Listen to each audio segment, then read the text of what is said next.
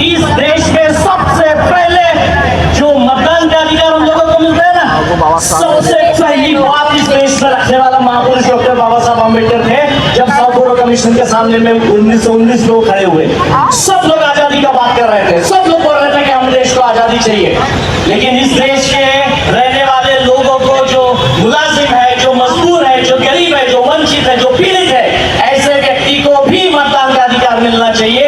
ऐसा व्यक्ति भी इस देश के सरकार में हिस्सा बनना चाहिए। इसलिए पूरे देश में ये बात रखने वाले महापुरुष सबसे पहले बाबा साहब अम्बेडकर। इस देश में डेमोक्रेसी की नींव उन्होंने रखी, नहीं मानेगी। साइमन कमीशन आया, साइमन कमीशन का सबने विरोध किया, बाबा साहब ने स्वागत किया। फिर वहां पर बात हुई एडल्ट फ्रेंचाइजी, प्रौढ़ मताधिकार, बहुत आलोचना हुई, बहुत भला बुरा कहा गया। बाबा साहब बोले कि इस देश में चाहे लोग पीड़ित हो, चाहे वंचित हो, चाहे अशिक्षित हो, चाहे गरीब हो, उनमें विवेक बुद्धि होती है और विवेक बुद्धि का उपयोग करते हुए वे इस देश के लोकतंत्र को जिंदा रखेंगे। हमने पूरी तरह से उसको रिवर्स कर दिया।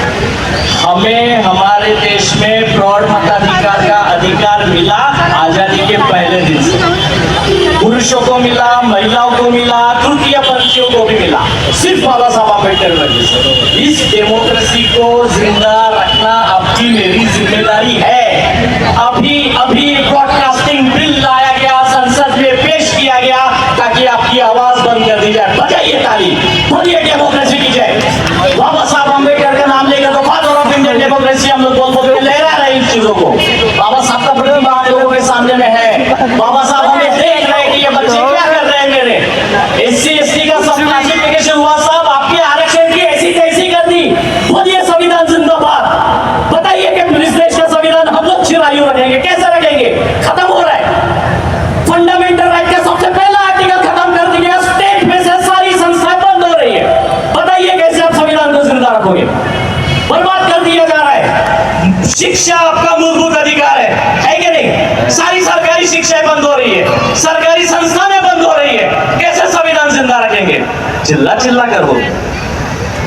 अभी जब सब क्लासिफिकेशन के विरोध में इस ही जगह पर मंच बनाया गया विरोध करने के लिए, यहाँ एक मंच था, यहाँ एक मंच था, BRSP का अलग मंच था, BSP का अलग मंच था, यूको की अलग रैली थी। और यहाँ से नारे क्या लग रहे थे? आवाज दो हमें।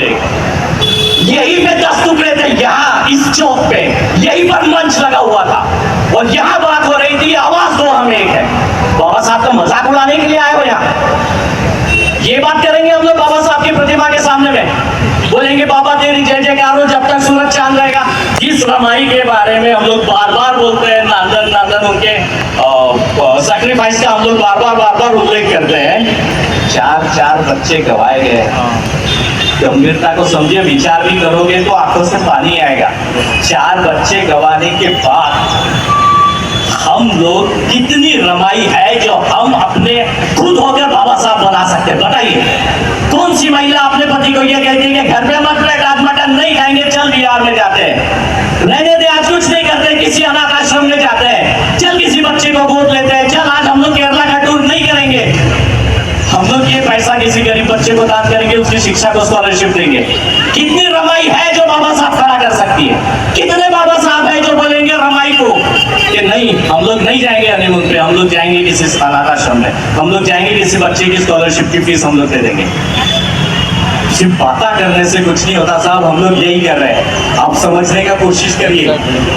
डॉक्टर बाबा साहब अम्बेडकर अंतरराष्ट्रीय विमानतल नागपुर में है। उस विमानतल के बिल्कुल वो महत्वपूर्ण चौक पर परम पूज्य डॉक्टर हेडगेवार चौक, कहाँ आंदोलन हुए थे?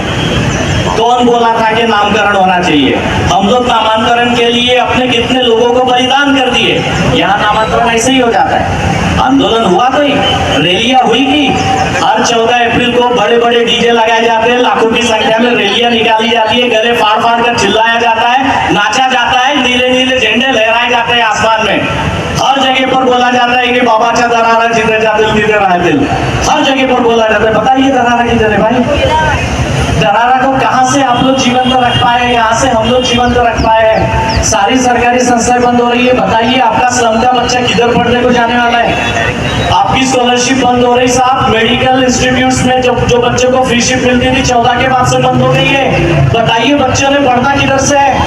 एक ही जरिया था स्कॉलरशिप का फंड पूरी तरह से डाइवर्ट कर दिया गया। इंटरनेशनल लेबर ऑर्गेनाइजेशन का रिपोर्टर रिसेंट 83% यूथ इस देश के अनएम्प्लॉयड है। 46,000 करोड़ का प्रोविजन हुआ लाडली बहन योजना के लिए। ये डेमोक्रेसी जिंदा रखेंगे? ऐसे लोगों को जिंदा क्यों? ऐसे लोगों को चुनकर आप लोग सरकारें बनाओगे और ये सरकारें बनने के बाद में फिर आप बोलोगे कि भाई बाबा साहब का डेमोक्रेसी हम लोग जिंदा रखेंगे, हम इस देश के संविधान को जिंदा रखेंगे। ऐसे रखेंगे जिंदा? ऐसी सरकारें बनाकर जो अनएम्प्लॉयड के बारे में कुछ नहीं सोचे, बोले 80 करोड़ लोगों को हम लोग फ्री में राशन दे रहे। ये सरकारें होती है 80 करोड़ लोगों को फ्री में राशन देंगे और 83% का यूथ अनएम्प्लॉयड रहेगा, बेरोजगार रहेगा, भीख मांगेगा। मैं अक्सर एक बात बोलता हूं, आप भी ध्यान से सुनिएगा। आपकी सरकारी संस्थाएं बंद हो रही है, आपकी शिक्षा के दरवाजे बंद हो रहे हैं, आपका रिजर्वेशन खत्म करने के लिए सारी सरकारी संस्थाएं बंद हो जाएगी, शिक्षा तो नहीं मिल रही है, नौकरी भी नहीं मिलेगी। और जिस वक्त आपकी शिक्षा बंद हो जाएगी, आपको नौकरियां नहीं मिलेगी, उस वक्त 2 वक्त की रोजी रोटी के लिए आप दर बदर भटकते हुए नजर आओगे। आप हर जगह घूमते फिरोगे कि 2 वक्त की रोटी की व्यवस्था कैसी हो। तब आपसे एक सवाल पूछा जाएगा, बताइए समानता का अधिकार चाहिए या 2 वक्त की रोटी चाहिए? बताइए आपको शिक्षा का अधिकार चाहिए या 2 वक्त की रोटी चाहिए? आप बोलेंगे सारे अधिकार के भाड़ में, पहले 2 वक्त की रोटी की व्यवस्था हो जाए, बीवी बच्चों को खाना खिलाना है। ये ख्याल हम लोगों के दिमाग में रहेगा और तब इस महापुरुष ने किए हुए सारे संघर्षों को हम खुद होकर मिट्टी में मिला चुके होंगे और तब हम लोग जागेंगे। अभी आईडीबीआई बैंक का प्राइवेटाइजेशन का बात हुआ, बीपीसीएल का प्राइवेटाइजेशन का बात हुआ, हम सब लोग अपने